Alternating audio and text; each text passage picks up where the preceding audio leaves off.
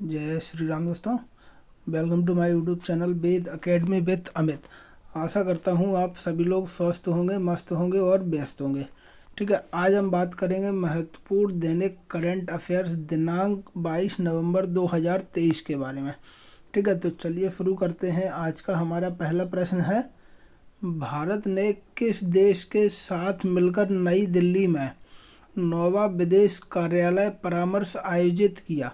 तो भारत ने लिथुआनिया के साथ मिलकर नई दिल्ली में नोवा विदेश कार्यालय परामर्श आयोजित किया।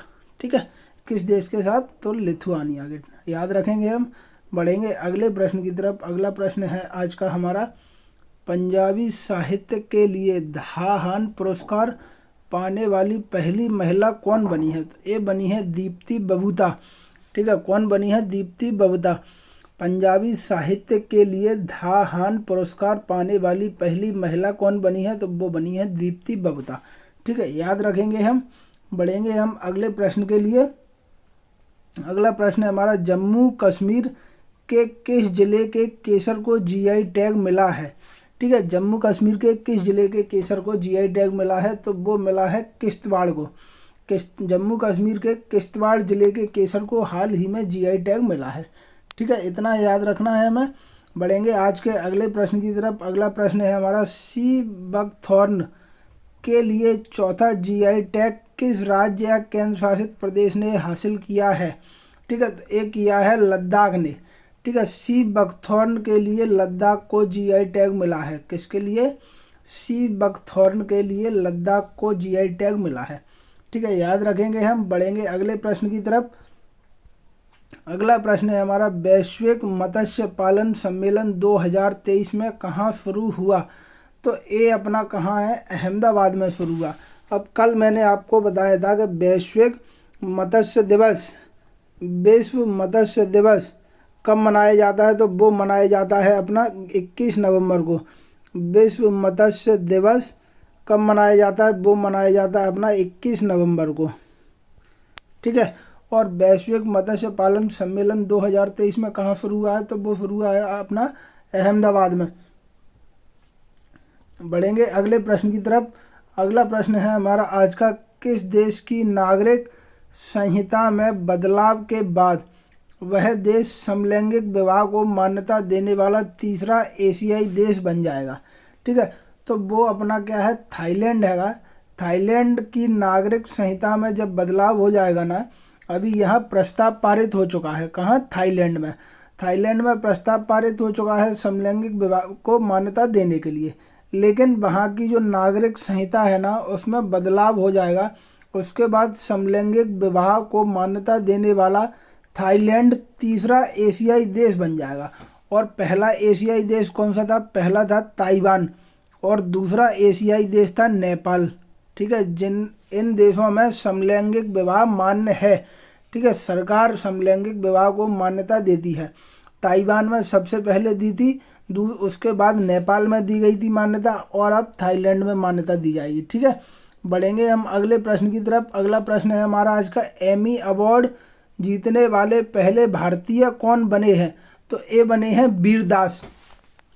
ठीक है, एमी अवार्ड जीतने वाले पहले भारतीय कौन बने हैं? तो वो बने हैं वीरदास। अब कल मैंने आपको बताया था एमी अवार्ड जीतने वाली पहली भारतीय महिला कौन बनी थी? तो वो बनी थी अपनी एकता कपूर।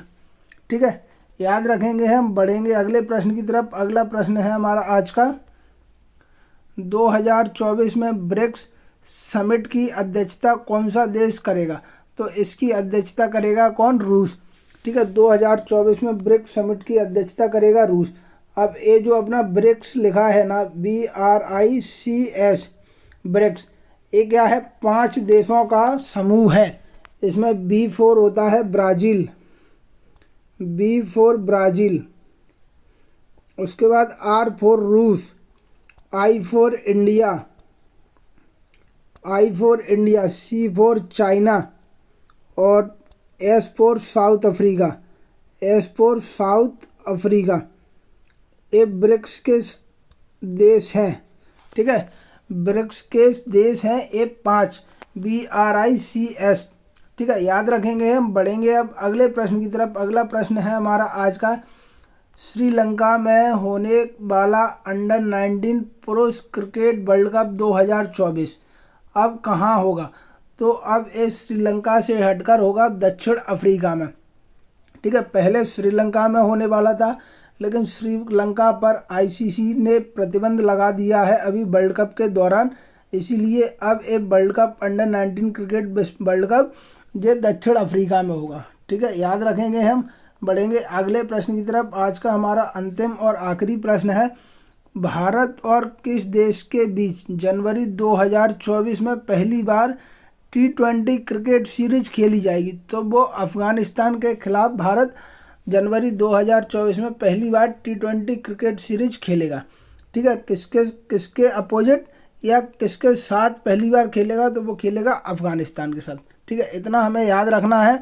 आज का हमारा करंट अफेयर पूरा हुआ। आशा करता हूँ आप सभी लोगों को करंट अफेयर अच्छा लगा होगा। अगर आपको करंट अफेयर अच्छा लगा है तो प्लीज़ आप चैनल को लाइक कीजिए, शेयर कीजिए और सब्सक्राइब कीजिए और बने रहिए हमारे साथ। ऐसे ही डेली करंट अफेयर के लिए मिलते हैं कल नए करंट अफेयर के साथ। तब तक अपना ध्यान रखिए। बहुत बहुत धन्यवाद आपका।